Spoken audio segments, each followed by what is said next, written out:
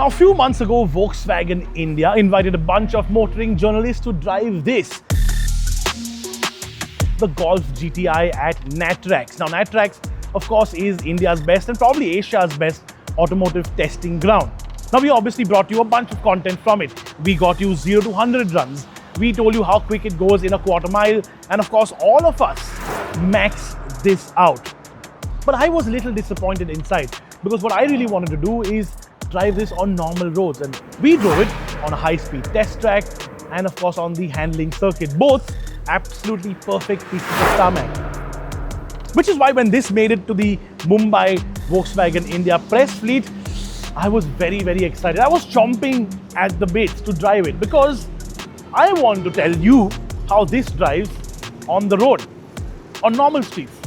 So that's exactly what we're going to do in the first half of this video. And in the second half, well, we're going to do something a little more special, something I like a lot. We're going to talk about tuning because I think everybody who buys one of these is going to tune it or at least do some sort of mods to it. Or maybe not. Let me explain.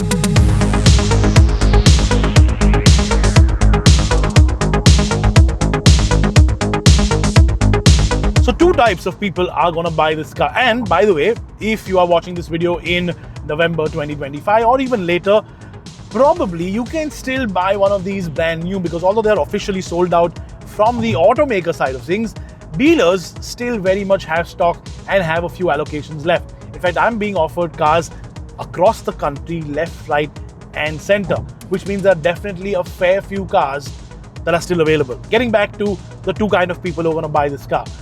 It's me and my brother. My brother is the kind of person who will never want to mod his car. He'll keep it absolutely stock. He won't even change a set of wheels. He will not do lowering springs. He won't do coilovers. He won't put aftermarket carbon fiber parts. Definitely won't do an exhaust. Won't do a blow-off valve and yada, yada, yada. You get the drift, right? Me, on the other hand, I would have ordered a set of BBS wheels before I even bought the car, before I even got delivery. And I would do those wheels on the car before even the dealer gave the car to me, gave me the keys. I would do a definite bunch of carbon fiber bits on the outside and maybe like a spoiler, maybe a catback exhaust system, definitely downpipes, definitely an intake, definitely a blow-off valve. Just make the car breathe a little better, sound a little better. But we're going to talk more about that a little later. Let's talk a little bit more about how this drives. Now, the road we're driving on today, is the brand new Atal Setu. Well, I say brand new, it's been around for about 2 years now. Well, 2 years in January 2026. And as you would expect, it's a mixed bag of road surfaces. This stretch we're driving on right now is absolutely perfect. It's butter smooth tarmac and it is tarmac, it's not concrete. Although, frankly, considering the fact that we get broken roads everywhere, I would rather have concrete, non-broken roads than smooth tarmac roads which eventually will break.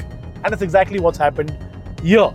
There are some sections which are absolutely perfect, and on those sections, this car feels as smooth as, well, what's that anecdote that Jeremy Clarkson would use all the time? Oh yeah, as smooth as a baby's bottom. But then there are those surfaces which I'm about to drive on about now. Yep, that and that. Basically, patchwork. Stuff which has been done rather badly, as you can see me bounce up and down.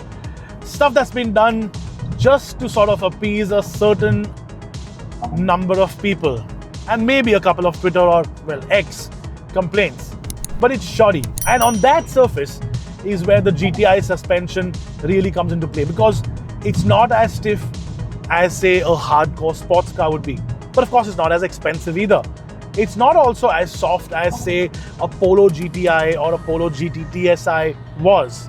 No. This is a proper handling car, and on track or on some sort of hilly road, it will really, really come alive. But look, most people who buy this aren't going to take this on track. Most people who buy this are either going to take it to work every day and use it the way it's meant to be, or they're going to baby and mollycoddle it and take it out on Sunday mornings at 8 o'clock down to South Mumbai or to some parts in Delhi or some parts in Bangalore or Coimbatore or, well, other places. And of course, have a nice strong cup of coffee with their friends, talk about cars, have a little bit of fun, and then come back home to their families. A little escape of sorts. And for that, this is kind of perfect. For Indian road surfaces, even though this is a slight bit stiffer, you can actually get away with it. In fact, I did the wife and daughter test on this car, as I do with most of my cars. I put them in the car, not really telling them what it was all about, and we went and ran a couple of errands. I took my daughter to a little Sunday afternoon thing, and she didn't even know that this was a performance car.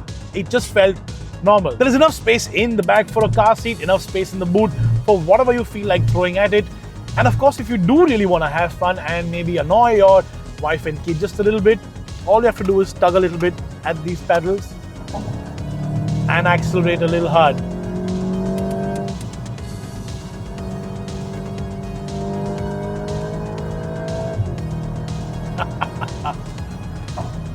Frankly, sub 300 horsepower front wheel drive is the perfect recipe for a car for any enthusiast, or for most enthusiasts in India. Why? Well, two reasons. Firstly, well, a lot of people aren't really used to rear wheel drive, and that's why when they do actually get a rear wheel drive car, some of them tend to cook it. And which is why this is all the car you ever need. For most people. Not for somebody like me though. Which is why what we're going to do now is go and meet and talk to somebody who really knows how to make Volkswagen sing. Somebody who runs one of the best Volkswagen tuning shops in the country. Anant Pithawala, the guy who runs N1 Racing.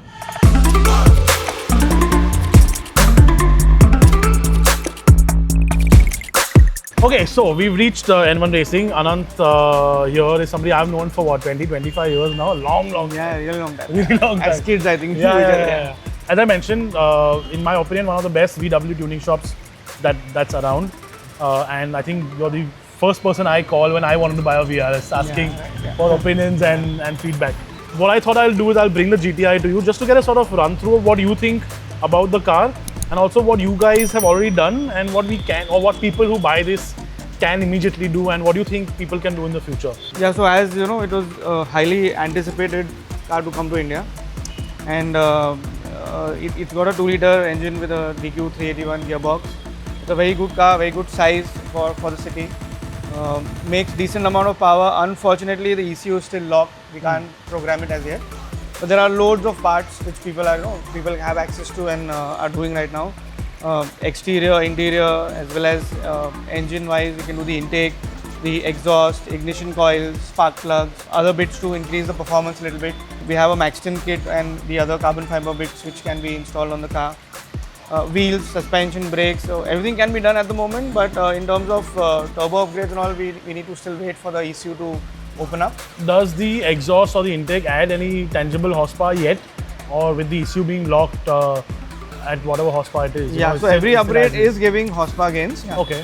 We are yet to test it on the dyno, but then most of the parts will give you about 4 to 5% improvement in performance overall. Per part? Yeah, per part. So you're still looking at 300 plus horsepower easily with bolt-on smaller can be bits. done, with these upgrades. Downpipes, blow-off valve, intake, injectors, plugs, which is exactly what we have done to my VRS, if you remember. And then intercooler? Intercooler can be upgraded. The full we can't do the full system exhaust as yet, but we can do a catback exhaust. And yeah, I mean the other cooling bits can be changed on this. It's got the front lip, the side skirts, the rear diffuser, carbon parts for the engine dress up and stuff like that. So people are actually have started with all these things. And once the ECU opens up, I'm sure this is going to be like another VRS, which I think every car in the country is going to be modified. Yeah. So when the ECU does, and it will happen. I mean, look, when the VRS also came, everybody said, oh, it's locked, can't do much. When the Tygoon 1.5s and the 1-liter Polos also came, I remember, everybody said it's locked, you can't do. But now 1-liter Polos are making what, 180? Almost 200 horsepower, about 200 horsepower on some sort of internal bits. 500 on these eventually? Engine can definitely get to about 450 easily. What do you think about the way it handles and drives? Because I think it's comfortable enough for Indian roads. It's not. So the stock suspension is pretty good on this. There are upgrades as well available for it, but yeah, people going for 19s and stuff like that, So I think that's one of the things that even I think one of the few things I don't like about this car are the wheels. The directional wheels just don't do it for me. Yeah, unfortunately, we don't get the ones which they give in the UK, So it's not a very good looking wheel. Yeah. So we've already sold about 4 sets of wheels for these cars, And I mean, there are a lot of wheels available in the market. And 112 PCD, which is probably the most common yeah, now. it's most common. Possibly the most, one of the most it's the whole common VAG PCBs. family, the Mercedes family. Yeah, yeah. BMW also. BMW also now is 112. Yeah. Do you at any time wish that this was not a GTI and an R instead? Definitely, because eventually people are going to inquire about converting it to All-wheel an all-wheel drive. drive, which we've done for the VRS and a few other platforms. You know, so you will see packages of 500 horsepower coming and doing 10-second quarter-mile times on the, on drag strips. Yeah, so, yeah. Super. So thank you very much for having us as always. Thank you. We started the video off by telling you there are two types of buyers, exactly like there are two sides of the same coin, and both those sides coexist, just like both those buyers will coexist. The person who loves to keep it stock will love the car as much as the person who will modify it. But one thing is for certain, this is one of the best blank canvases we've had in a very long time.